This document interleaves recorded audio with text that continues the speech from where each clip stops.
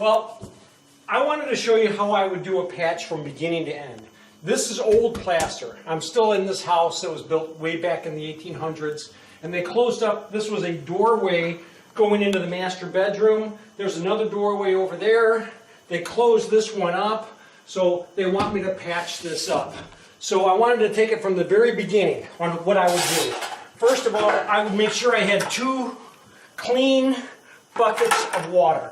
So they're very clean, and you want them cold too. You want this water cold. This is actually a little warmer right here, but I'm going to use that for washing up. I'm using this for mixing. If I didn't have clean water, I could be in trouble. If I'm using dirty water, it sets up too quick and stuff. But now I walk up to this patch. I have 2 clean buckets of water. I have some Durabond 20. I have some fiberglass mesh tape, and I have some regular paper tape. These are the materials that I have. I have a a pan, an 8-inch knife, and a 10-inch knife right now. This is what I'm going to use to do this patch. The first thing I have to do is look for any bad spots. I have a bad spot right here. This corner is broken. I have to remove that bad spot. I look for any bad spots on this drywall, right? That's it. That's all the bad spots I had. Now, what I want to do is I want to tape up where the drywall meets the plaster. So I want to tape up where the drywall and plaster meet. I'm just going to tape up where the drywall and plaster meet with the fiberglass mesh tape. So now I will tape the plaster to the drywall. Now, if this was drywall to drywall, I wouldn't be using this fiberglass mesh tape. I would be using regular paper tape. And that's what I'm going to use on this seam, and that angle up there. I'm going to use the regular paper tape is what I'm going to use for those. So I get this on, and I get this on, and I fall off my horse, and okay. To me, that's taped. It's ready. I'm ready to mix up. So now I'm going to mix up some Durabond. So now I'm just going to mix up a pan of 20. If you're not that quick with mud, you might not want to mix up this much, 20. Again, I have 20 minutes with this, and for me, a pan for 20 minutes, I can get rid of that. I can get rid of a couple of pans in 20 minutes. That's not an issue. So I'm going to mix up some real Durabond 20. This is the real Durabond. Okay. Oh, by the way, I'm taking this patch right now, so you're going to watch this video from start to end. You're going to see me bring this patch, tape it, top it, skim it, have it all ready to sand. You won't see me sand it.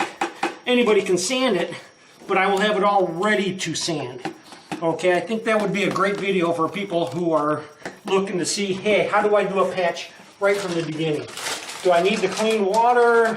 You need the clean water. You need to mix up the Durabond. You need to put the tape on.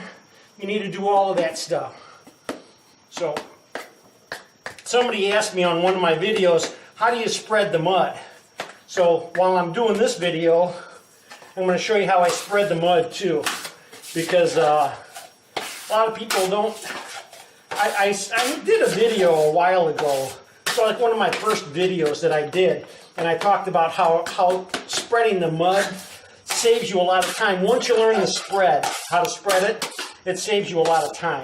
So, when I spread mud, I make sure I have a good knife full, and I just start and watch how my knife, it just starts out like this and ends up flat every time.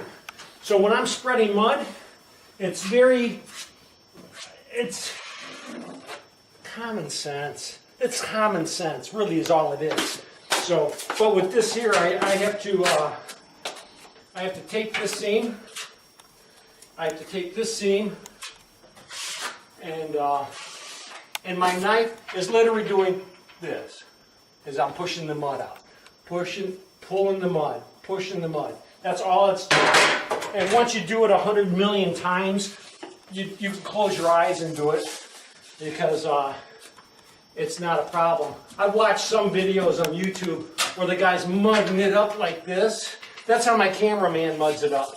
But I don't remember mudding things up like this.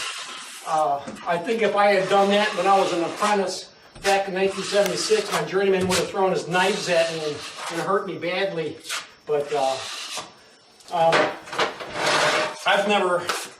I've always learned how to spread the mud. So I'm taping this now. I'm topping this all at the same time. I'm going to tape this. I'm going to top this. Okay. Now there's a system to what I do here. There really is. I'm just getting a quick top coat of this stuff on with my 8-inch knife. That's all I'm going to do. I'm just going to coat this with my 8. No more. No more than that. I really want to make sure that this fiberglass mesh tape gets bedded. Ooh, this is a really bad seam here too. This needs to be loaded in way over here. Carpenter's going to have a fun time with that, isn't he? I'm glad I'm not the carpenter. So, but I want to make sure all this fiberglass mesh tape gets bedded in with the real Durabond.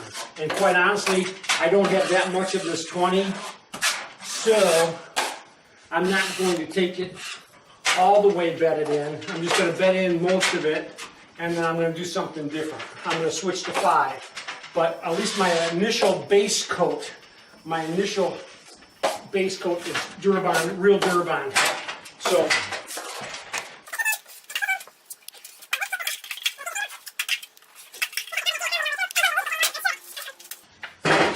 100% sure I don't really need to tape that angle, but let's tape it anyway.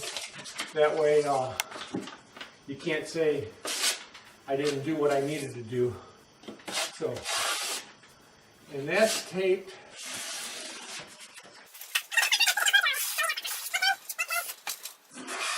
And now I've got a little bit of Durabond left over. Okay, so I got some left over in the pan. That's not much, but it is a little. So what I'm going to do is I'm going to grab my 10-inch knife, and I am going to coat this a little bit wider and a little bit better than it is. I'm not going to do that on the ground so much as I am up here, because I don't want to have to spend as much time up here as I do down there. So I'm going to just take the top part of this and float this in. I'm going to coat one side of this angle, not both sides, one side. So just make sure I got one side of the angle coated. And then I'm going to float this. I've got just a little bit more mud left here, and I'm going to float this in too, right here. This needs to be floated a little bit better. This plaster in this house really is atrocious. It's really rough. These walls are just so roller coastery. But that's all I'm going to do for now. And then we're going to come right back when this gets hard, and we're going to put another coat on it. Listen up. This is the clean water. Now this is going to be the dirty water. As I wash my tools up, I'm going to wash all my tools into this. And what I don't want to do is contaminate this clean water with this water. Otherwise, I don't have Durabond 20 anymore. I got Durabond 5. I don't have Durabond 45 anymore. I got Durabond 10.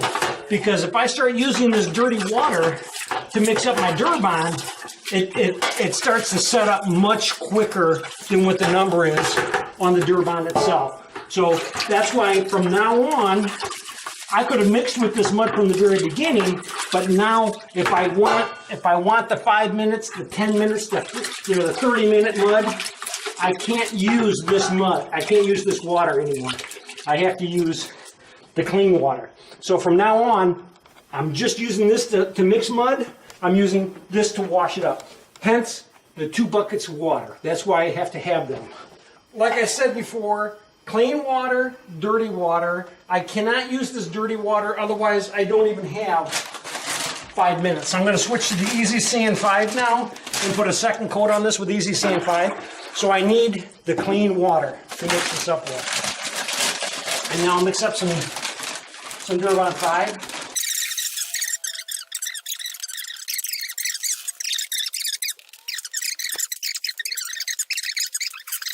So now I've got the Durabond 5, or it's not Durabond, I'm sorry, the lightweight 5 mixed up. And I'm about to put a second coat on this.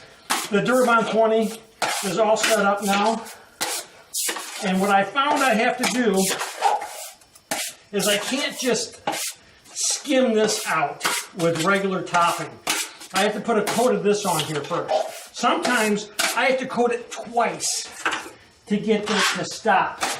But right now, I'll put my second coat on. You watched me tape it. You watched me top it. Now I'm putting the second coat on.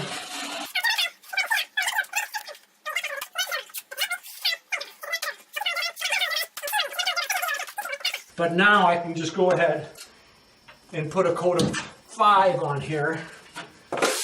And I'm going to pull it relatively tight.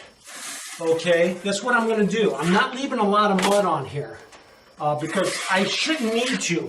I floated this out relatively flat with the regular mud. But here, if you notice, this part of the wall is higher than this part of the wall. This is plaster, this is drywall. So I need to leave a little bit more mud over here. Now, if I end up with a lot of pits and a lot of problems on this, I'm going to have to do another coat of 5 on top of that. But that actually looks pretty good. That actually looks pretty good. Let's see how this side turns out.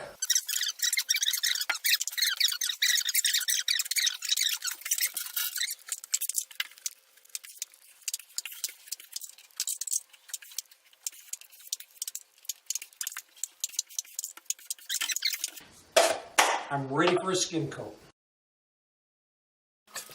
All right, this is what I like to skim with. This is USG +3 tinted. Let's go to the American side. Oh, they both say the same thing. But this is tinted, and that's what I like to skim my patches out with.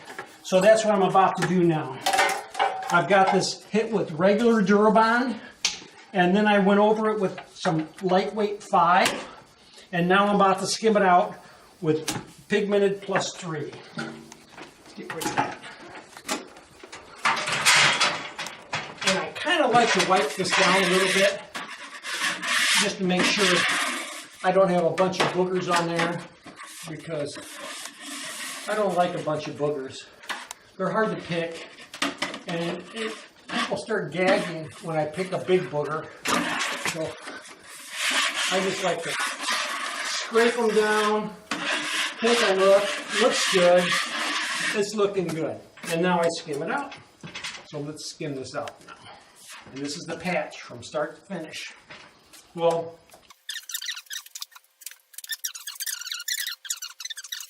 and also understand up here, tapers, we learn to use hands and knives. If you look at a lot of videos, they're using the hawk and trowel, and those are mainly plasterers. Those are old-time plasterers, use the hawk and trowel.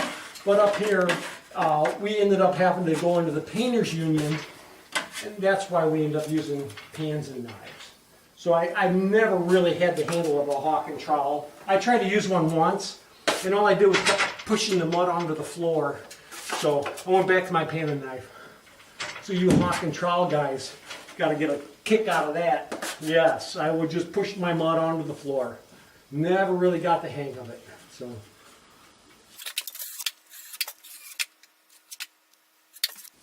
Now I'm going to do the angle. And what I'm going to do with the angle, I'm going to take this like this a little bit. Coat that side. But I also want to coat the Durabond that's up here. So I want to make sure all of that's coated because it doesn't sand very well. Oops. So that looks good. I mean, I'll be able to sand this and detail this out. That should be just fine. I want to put a skim coat on the screw. And I'll step off the horse, get it out of the way, and let's skim the roll.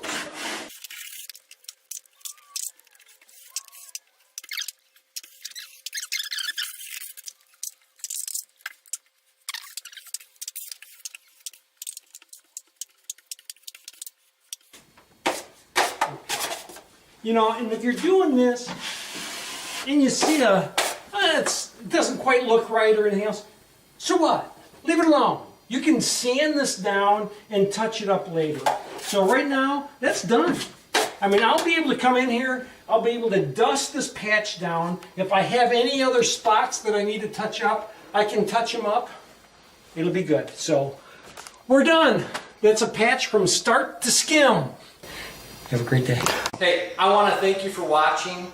I hope it's educational. I hope you've learned something. So if you really like what you see, please subscribe.